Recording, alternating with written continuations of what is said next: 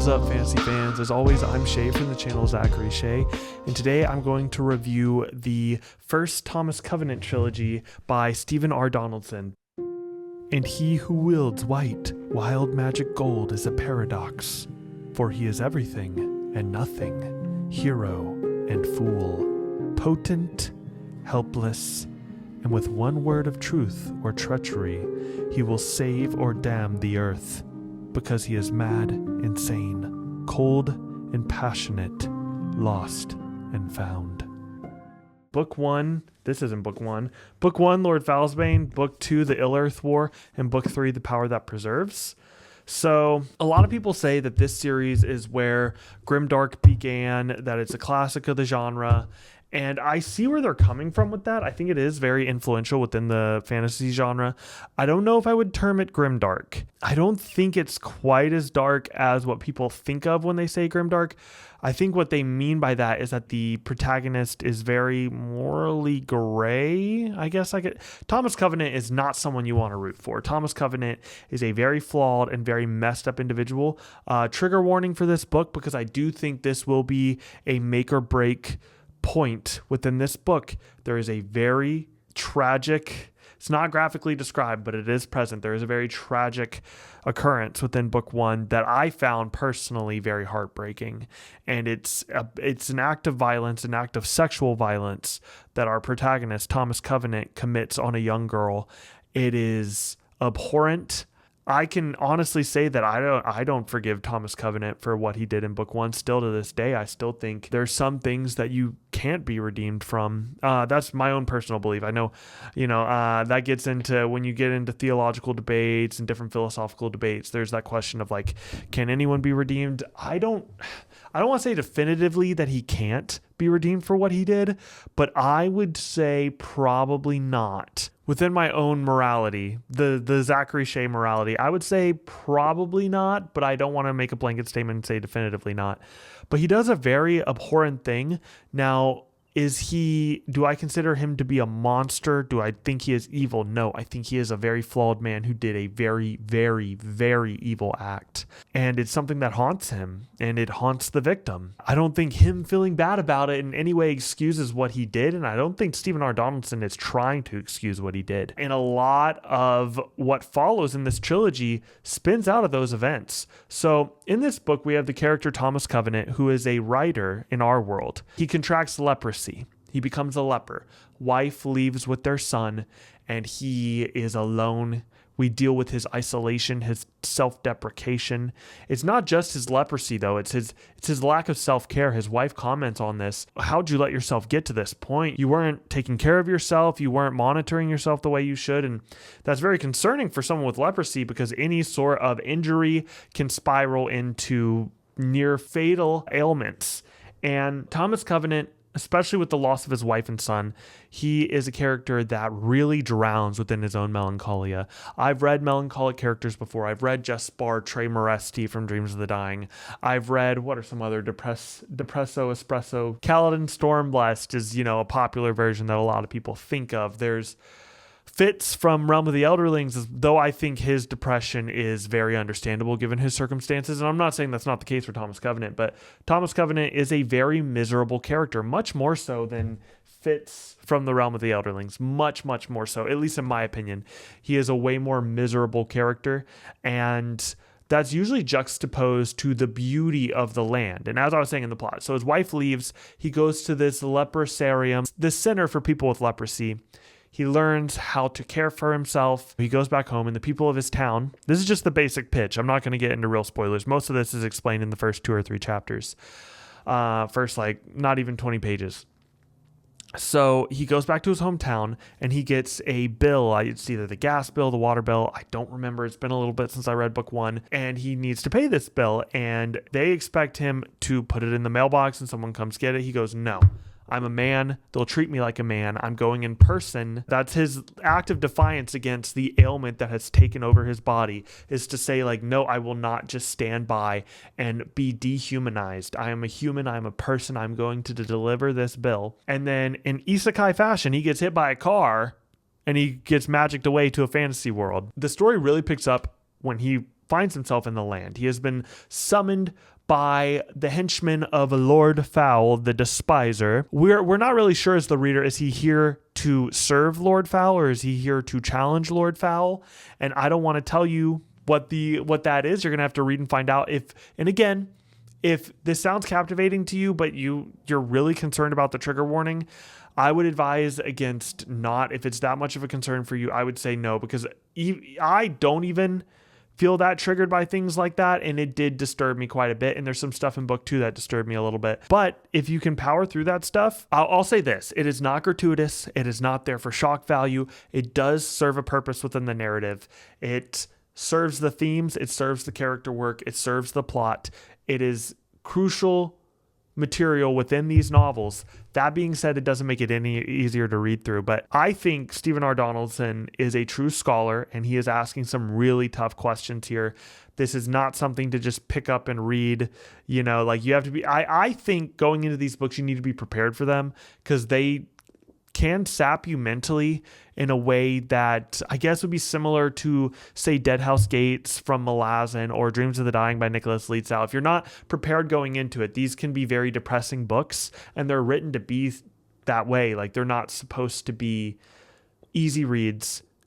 They definitely affect you, the reader. And I would feel down sometimes reading this, but I thought that the discussions here were fascinating. Now, I'm not going to say nothing but positives about it. There's a few elements. What actually made it lose a few stars for me, because this first book's about 3 stars, honestly, maybe 2.5. What made it lose some of that for me is there is a lot of world building elements in here, and you can tell from the time he devotes to his world building, especially in this first book, that he loves the world of the land. But I don't think that this world, we're not having a Roshar, Malazan, Middle-earth. We're not having a Five Isles from Brian Lee Durfee's books. We're not getting a world as captivating. We're not getting the Adan world from the Adan trilogy or Eormenland. To me, this world did not feel as fascinating as any of the ones I just stated. Does not feel as fascinating as... I would actually say it is middling to below average for what I feel for fantasy worlds, and he does devote a lot of time to this world building, much more than I thought he would. Now, the main point of this book is the thematic depth and the character examination, but I would say that the world building is still a very primary element of this trilogy, and I don't think it's bad. I think it's better than some fantasy I've read and loved. The issue is, usually books that have this level of world building quality don't spend as much page time concerning itself with it. But there are some elements within this world that are so compelling. Like, it's kind of like there's low lows and high highs. Like, some of the world building elements, I'm like, it doesn't really do it for me. But then some, I'm like, yes, I see. For instance, if you love Malazan, if you love the Crimson Guard, the Blood Guard in this book, I would be surprised if this is not what inspired the Crimson Guard within Malazan. Very similar concept. I may have preferred the execution of the Crimson Guard a little bit more in Malazan, but I have a fiddler tattoo on my neck. I'm a Malazan fanboy. But I thought the Blood Guard was really captivating in this book. I thought what are they called? The people who can form things out of earth. The Gravelingus were interesting as well. I thought the Giants were interesting. That's about it from the world building aspects, though. And yeah, this was a great book. A great trilogy. Book 1 I had problems with, but book 2, The Ill-Earth War, to me was a 5-star read. This greatly enhanced my enjoyment of the series. And then Power That Preserves, I entered into it with the wrong headspace, but the further I've gotten from it and the more time I've thought about it, this is like a 4 to 4.5 star read. I mean, the ending is spectacular. It is spectacular. It has a really amazing ending that ties in the themes, the world building elements, and the characters in a very satisfying way. I definitely plan to go on to the second trilogy of Thomas Covenant, but I will say it is not a perfect trilogy, and I do think book 1 is weak. I do think book 1 has a lot of flaws, and I tend to sway positive in my book reviews, but I have to say this is about a 2.5 to 3-star read. Again, those world building elements, so much time was devoted to it that I just found myself not really caring too much about the world, and that was fixed very much in the second and third book. There's a lot of side characters that are brought up in book 1 that I really had no emotional ties to. And book 2 and 3 kind of made me come back around and favor the characters more. And I would say overall, this series is a 3.7. I'm not using math here because I said 2.5 and then I said 5 and then I said like 4 to 4.5, and I'm not playing the laws of averages. I'm just choosing an arbitrary number, and I will say it's like a 3.7, 3.75. When I look back and think of the trilogy as a whole, it's not quite at that 4-star level for me. Again, there's world building elements that didn't work for me, and there's a lot of depravity that serves the plot and serves the themes and serves the characters, but it did make it for a less enjoyable read for me. That being said, I'm not in the camp that it shouldn't have been included in the book. I actually think it's very necessary for the plot, as horrific and hard to read. I'm making it sound like the worst thing ever. This is not gratuitous. It's just sad. It's just sad for the oppressor and for the victim. It's just heartbreaking. It's heartbreaking. It's not gratuitous, though. It's not like, I've read fantasy books that are gratuitous and that are overly graphic with those harsh, hard to read scenes. And this is not one of them. If you're worried that it's like indulgent in any way, no, Stephen R. Donaldson is not like that. He is showing this act for the horrific act of violence that it is. That being said, it is described in enough detail to where you can feel sorry for both the victim and the oppressor, because the assaulter, Thomas Covenant, he definitely, in my opinion, lost a good bit of his humanity with that act, more than he ever did with his leprosy. And it's an action that haunts him throughout the entire trilogy. It's not something he gets over in book 1. I hope it's not something he's over in the second trilogy or the final quartet, because it is something that should haunt him. It is something that he should take seriously. So I want to get into some other elements of this book, but they go into spoiler territory for the trilogy. So I'll give a big fat spoiler warning before I talk about my opinions of the trilogy as a whole and how those different spoilery elements factor into that. All right, so book 1, as I've said, I've talked a lot about it. I liked the ending. I liked the beginning. I had some trouble with the world building elements. Ill-Earth War. The character of Warmark Troy, in my opinion, was a heavy inspiration on the Chain of Dogs storyline within Deadhouse Gates. Feels very reminiscent of that. It's one of my favorite plot lines from Deadhouse Gates. So I loved Warmark Troy's story. I loved the ending. I loved the tragedy of it. It is probably why this is my favorite in the series. I thought Warmark Troy, to me, was a character that I resonated with a lot more than Thomas Covenant. I know a lot of people, they love the character work of Thomas Covenant.